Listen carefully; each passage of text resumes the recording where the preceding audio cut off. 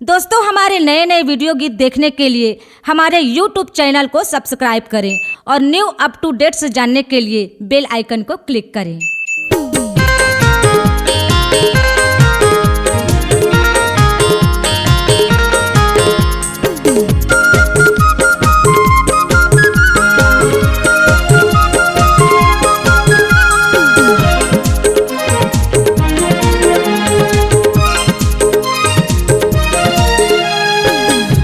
गजर का पाउडर लगा दीवानी रे, गजर का पाउडर लगा मोटूरा रे पाछू घूमते तोर मोगरा फूल तोर खोपा मगजरा नागिन बेने झूलते वो मोगरा फूल तोर खोपा मगजरा नागिन बेने झूलते रे।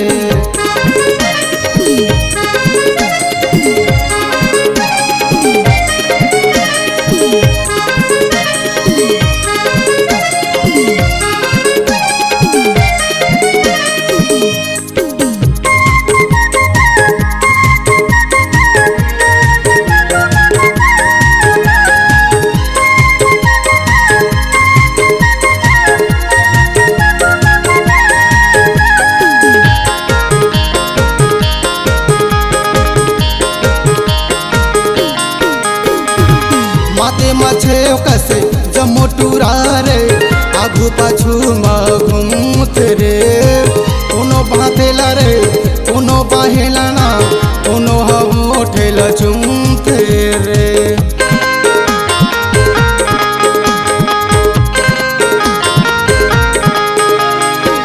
माते मछे कसे जमोटूरा रे आगू पाछू घूमते रे, कोनो हाथेला ना कोनो बाहेला ना कोनो होठेला चुमते रे।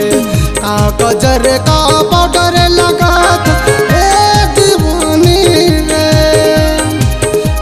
गजर का पाउडर लगा मोटूरा रे पाछू घूमते तोर मोगरा फूल तोरे खोपा मगजरा नागिन बेने झूलते वो मोगरा फूल तोरे खोपा मगजरा नागिन बेने झूलते रे।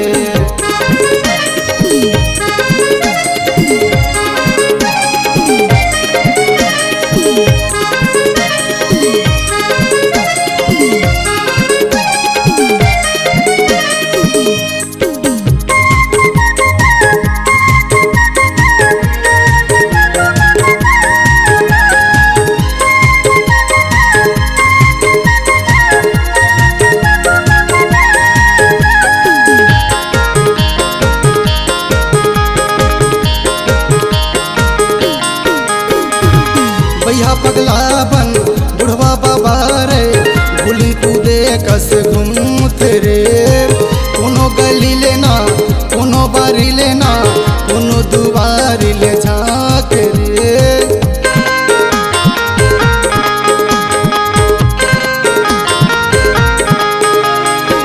भैया पगला बन बुढ़वा बाबा रे गुली कूदे कस घूमते रे, कोनो गली लेना कोनो बारी लेना कोनो दुआरी ले झाके ना। गजर का पाउडर लगा दीवानी रे, गजर का पाउडर लगा मोटूरा रे पाछू घूमते तो मोगरा फूल तोरे खोपा मगजरा नागिन बेने झूलते रे, मोगरा फूल तोरे खोपा मगजरा नागिन बेने झूलते रे। गजर का पाउडर लगा दीवानी रे,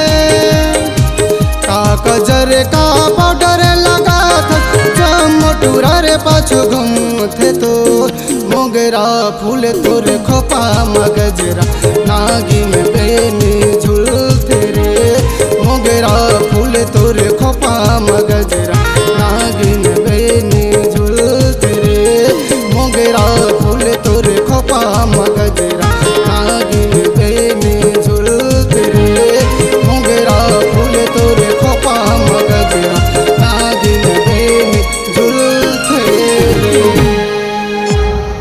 C-Log Digital Recording Studio, Cordoba. Contact number 99071192115.